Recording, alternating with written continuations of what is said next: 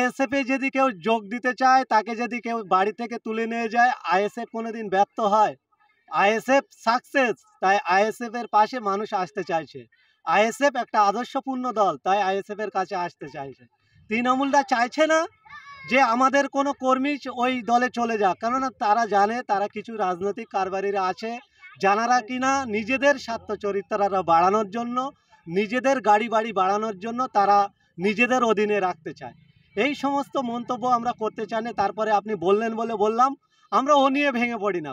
কে আসবে কে যাবে রাজনৈতিক দল ব্যক্তিগত ব্যাপার। যে অধিকার সংবিধান দিয়েছে সেই সংবিধানের অধিকার স্বীকৃতি মানুষ নিজের ইচ্ছা শক্তি প্রয়োগ করবে।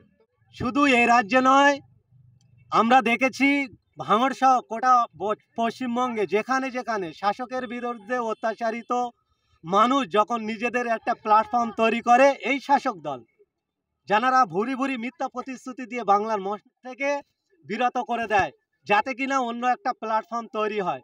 তাই আমি বলবো, বাংলার শুভবুদ্ধি সম্পূর্ণ মানুষ, আপনারা জানেন রাজনৈতিক সচেতনতা আপনাদের প্রয়োজন, আপনারা সেটা অর্জন করুন এবং বাংলাকে সুরক্ষিত রাখার জন্য দায়িত্ব আপনারা নেন।